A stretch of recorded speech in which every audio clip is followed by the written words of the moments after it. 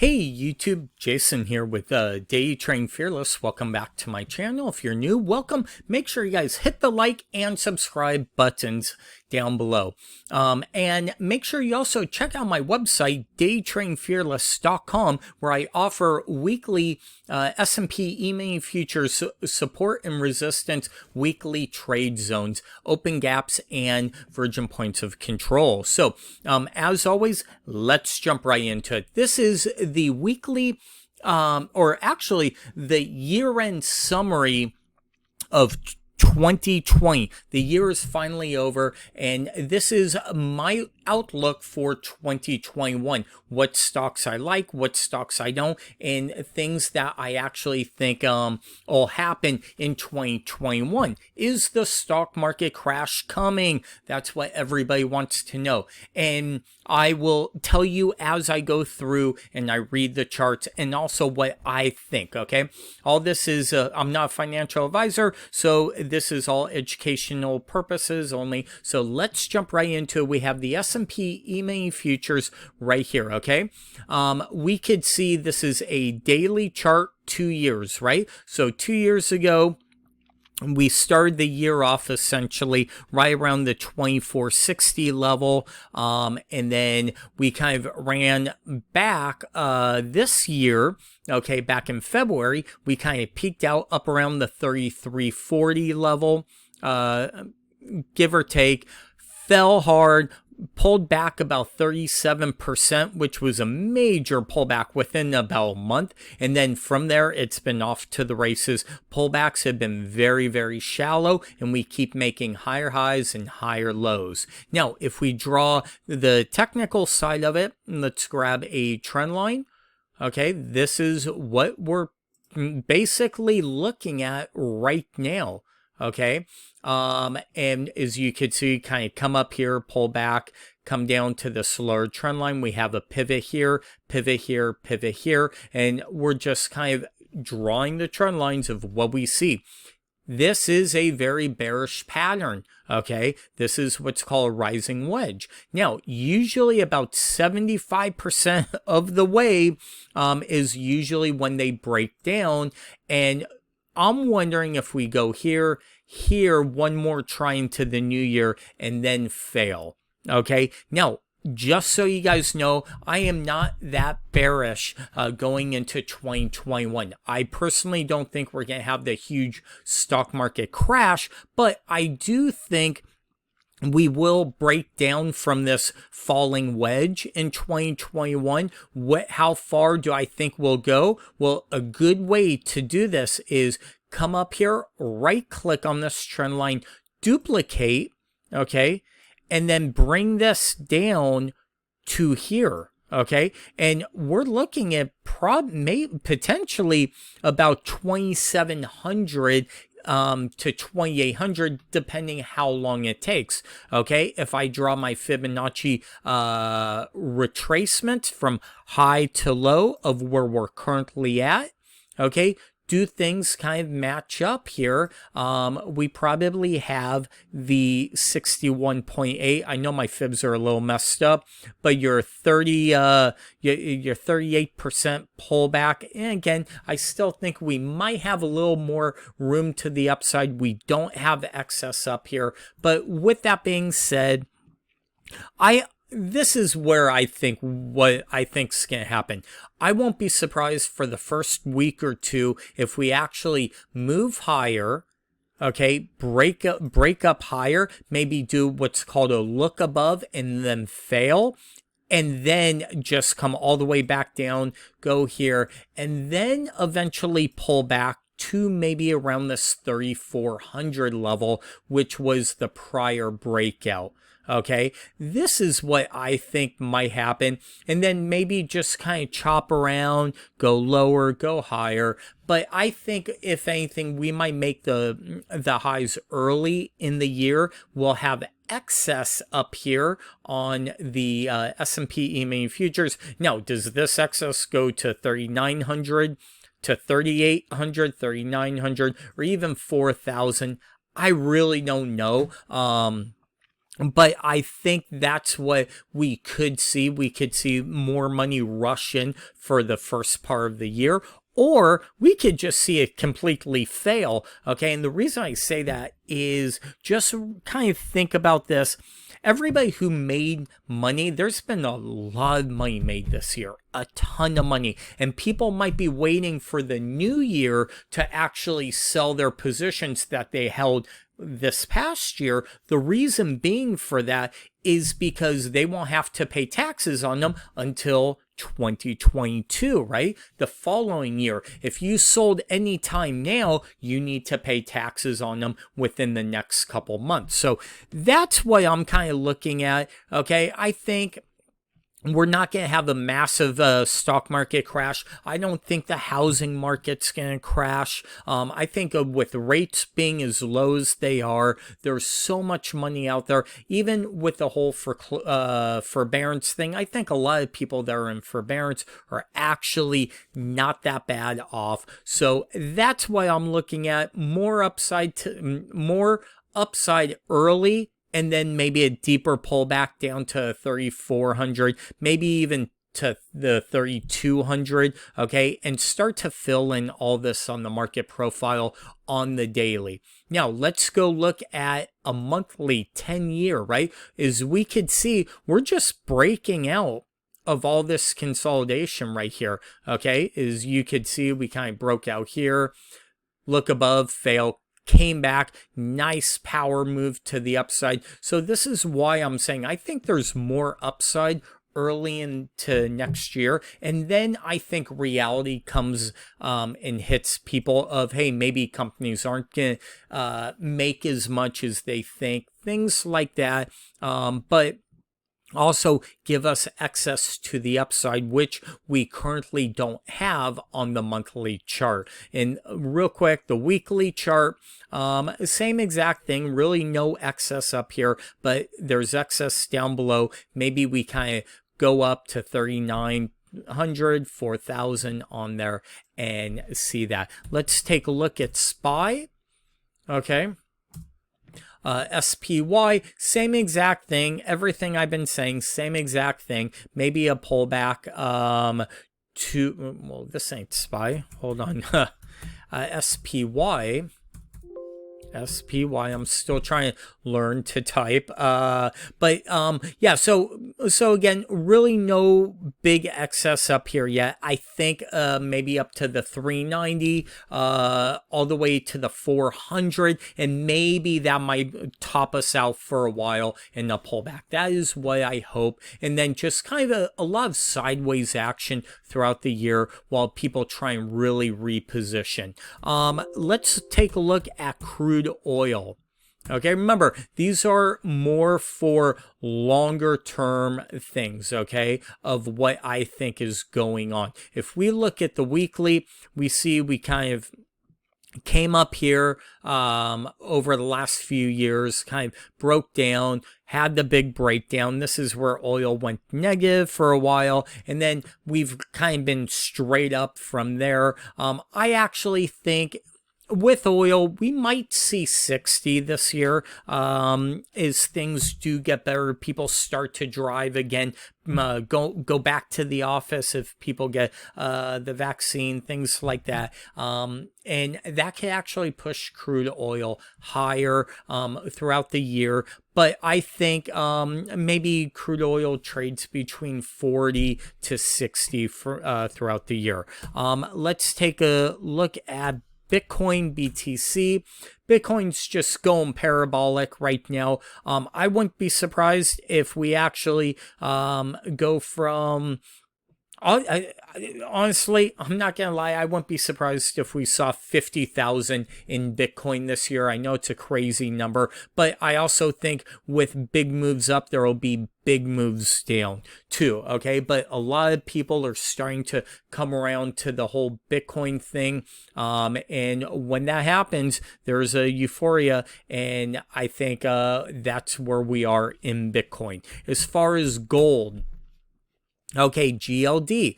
I actually think we could see gold outperform to the upside again. I would not be surprised if we make new highs, and we could probably see, if we just take a Fibonacci extension from that low right here to this high, okay, and then all the way back down, I won't be surprised if we get 2200, 2300, or sorry, 223, which would be about 2230 on gold, spot gold, right? 2400 on spot gold. That would not surprise me at all, because if the market starts to do the pullback, gold will probably go up. And again, reality sets in. Oh my God, the Fed is printed so much money. So longer term, throughout the year, I believe gold could rise up to about the 23 or 2400 levels. And guys, just remember, this is more of a end of year things that I like, and we're looking at the weekly charts and all that. So let's, for 2021, what I think is going to happen, let's take a look at silver, SLV. Okay, same exact thing with silver. I think silver could probably go all the way up to about 34, 35. I actually think silver might outperform gold, believe it or not, in a way. So Shay, if you're out there listening, I'm actually bullish on silver. I like it. Shay's one of my trading buddies. He loves gold and silver. And I think silver has a ways to go up. Again, ultimate target might be around 34 on silver. That's for where I think silver is going. Now let's take a look at stocks. What stocks do I like? Do I dislike? Okay, first thing is Zoom. I think Zoom is way overvalued. I think Zoom might have another leg up, maybe up to 500, but I think, I hate to say it, I think a lot of these companies this year, 2020, ran up way too high, too quickly, without the earnings behind them. I know they could grow into them. I just think everybody's getting ahead of themselves, because if people do start heading back to the office, companies like Zoom, all that, might get a reality check. But I would not be surprised to see Zoom back around this 200 level. With that being said, I kind of like it. Okay, I like a Zoom around the 200 if it gets down to that level. Even the 250 start nibbling. Docusign, DOCU, right? Docusign, same thing, ran up too hard. But with Docusign, I would love to see this back down, maybe probably around the 135 level. I would be a buyer on any overall pullback. I think going forward, longer term, I do like a Docusign. PYPL, PayPal, okay, PayPal getting into into crypto with the Bitcoin, things like that. But again, as we look at these weekly charts, right, a lot of these charts are looking way overextended, way too quick, and we don't have momentum behind them, right? PayPal, we see the divergence. Docusign, right? Even here, we see the divergence, okay? And these are weekly charts that we're looking at. So just things to look at. TSLA, Tesla, same exact thing, okay? Massive divergence, okay? If we really look at the bigger picture, okay? Tesla, another company, up 700%. Okay, what have they done? Yes, they make couple 100,000 cars a year, but they are valued at more than every other car maker put together. I get what their story is. The battery, you're trading Elon Musk, it's a cult stock, solar, all those things. I like it, but I think it's ran up too high too quick. I think any pullback to around the 400 level, I really like it. 450 to 400, I would be a buyer of it all day long, as I do like Tesla longer term. So Apple, AAPL, okay? Apple, I think it's the same exact thing, okay? I've been saying Apple's dead money on the weekly watch list for a long time. It is still, I don't think it's dead money as much. We do have a double top. We actually have a higher high with a lower high here on the RSI, so we do have divergence. I think any pullback to the 115 level, I'd be a buyer. Longer term, I love Apple throughout the year, but I do still like that 90 level on Apple, 95 level overall. So if the market does have that big pullback and Apple does sell off, longer term throughout this next year, I do like Apple. AMZN, Amazon. Okay, nice bull flag. We've been consolidating. Okay, and one of the things I'm going to say is we had divergence here. Okay, from here to here on the weekly. But with that being said, I really like this bull flag. I think Amazon is taking over the world. And here's one thing with the economy that I really kind of like and I think is happening. I think a lot of people in the restaurant business who've lost their jobs, they're now realizing my job's not coming back. The restaurant I worked for closed down. We're going to have a whole lot less restaurants. But those people over the last year are learning, hey, I need to go find another business to get into. I can't be a server, but Amazon pays well. Walmart's really amping up their online presence, their curbside presence, Uber Eats, DoorDash, all these companies. I just think those companies, corporations get bigger. I like them going in to this year. But again, if there's any pullbacks, I would be a buyer.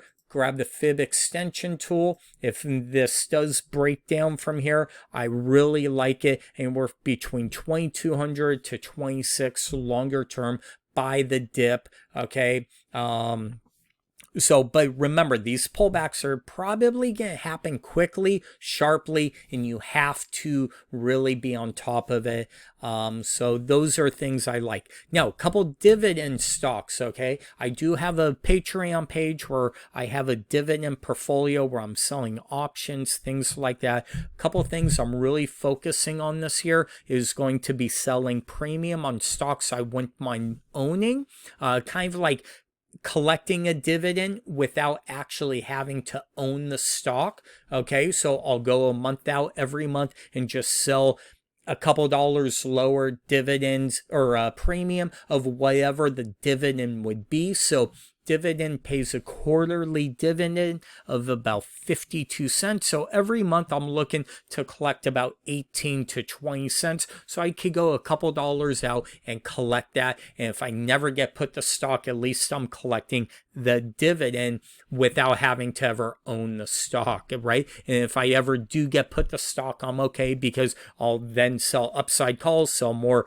puts below it, and also collect the dividend while I wait. So AT&T is one of them. I really like AT&T. It's probably going to be dead money. We actually might get into the low 20s on this. So just understand we're making a high, a low, lower high, and potentially lower low. But I think this year, the dog of the Dow, it might actually sell off early in the year, but later on throughout the year, if it gets down to the 22, 24 levels, I really like it. And hopefully AT&T could sell off their drag assets, right? Your direct TVs, get rid of that, move forward, because they do have HBO Max, Time Warner, things like that. Another great stock I like for selling dividends or premium is Kellogg. Kellogg, everybody needs food. So just a nice sideways stock. If it gets lower, I'll look to probably buy the stock for a bounce back up and things like that, and also sell the premium and maybe sell calls against it. I also like Coca Cola, KO.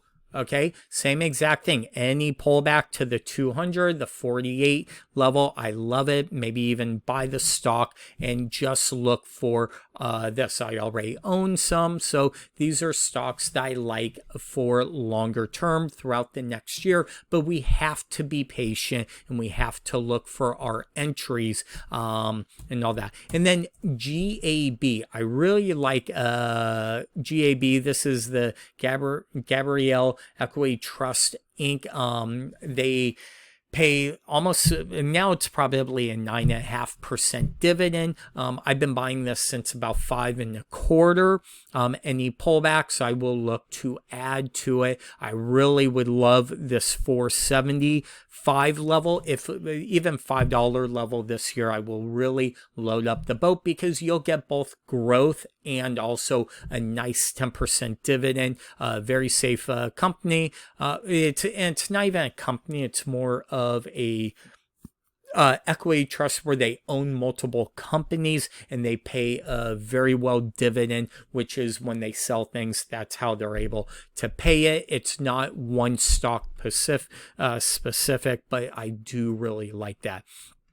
So I hope this is kind of giving you guys some ideas of what I think the market's going to overall do. Think about this, okay, guys? To kind of sum up a lot of this is, think about this as the range, right? We overshot to the downside. We're going to overshoot to the upside, come back down, and I won't be surprised if we trade between 28 to 3,600 throughout this year. But with that being said, I won't be surprised if we early in the year, maybe the first month, 2 months, maybe we get a couple pullbacks, but eventually I think we'll hit 4,000, but then come back. So is the stock market crash coming? I don't think so. I think everybody already knows what to expect. I think the real estate market in some states, Nevada, Texas, Florida, are going to be really, really good. I think a lot of people are realizing I could go buy a whole bunch more house in those states and not pay income tax. And with the work from home, I think people are just really becoming very smart. One other thing is, I call it the YouTube effect that happened this year. I think, and I really haven't heard anybody talk about this, so this is my own thing. I want to document it. But I think in the year 2020, so many people were really watching YouTube and what was going on with YouTube, that I think people have learned so much from YouTube this year that everybody's like, wow, I could do a business online. I could do YouTube. I could do this. I don't have to go work for somebody and make money.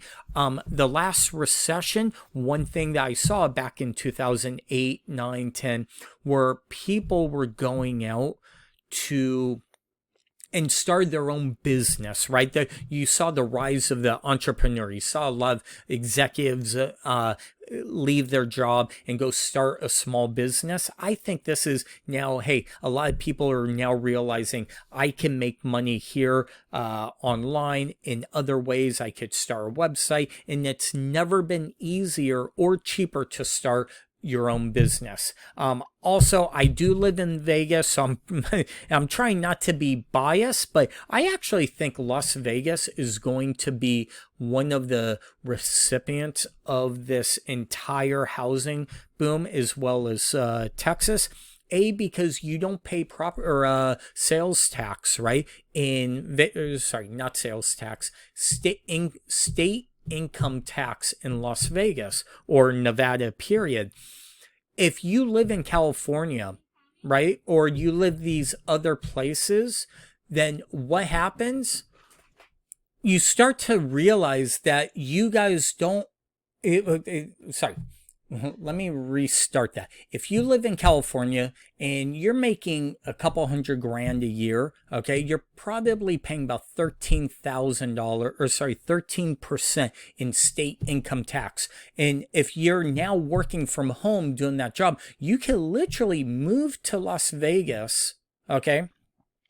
Go to Vegas, go buy a $500,000, 4,000 square foot house in a great neighborhood, and pay zero state income tax. Well, in California, let's say you made $200,000, that's almost $25,000 a year yeah, we'll say about $26,000 a year that you're paying to the state of California. Well, that 26,000 could pay your mortgage with rates at 2.5%, so low your entire mortgage on the $500,000 house, that within a couple years, okay, you can literally have that house paid off, or not that quick, but you get it. It pays your mortgage for you. You can buy so much house out there and not have to worry about all the craziness of what some of these liberal states are doing. I'm not trying to be political, no sides here, but it's just one of those things that I think YouTube has really brought out into the open of how easy it is to move somewhere and go work and save a lot of money, right? It's just like think about if you want to become a real estate investor or learn stocks online, right? If I want to learn the stock market online, I could just go to YouTube. 15, 20 years ago when I was learning, dude, you could go to Barnes and Noble and read a couple books, or if you knew somebody who kind of knew somebody, or they trained, they wanted to teach you, but still, it's never been easier to start a business. So with that being said, thank you always for watching my videos. If you're here till the end, thank you. I appreciate it. I want to wish you guys a happy 2021. I hope it's very good for you. And also, just understand, take control of your own life and things like that. Your own finances. Don't rely on other people, because we saw what happened this year of how quickly things could get out of hand. So be safe. Always use your stops. Protect your capital. And make sure you guys check out my website, daytradingfearless.com, my Patreon page at patreon.com/daytradingfearless. And until next time, we'll talk to you soon. Thank you.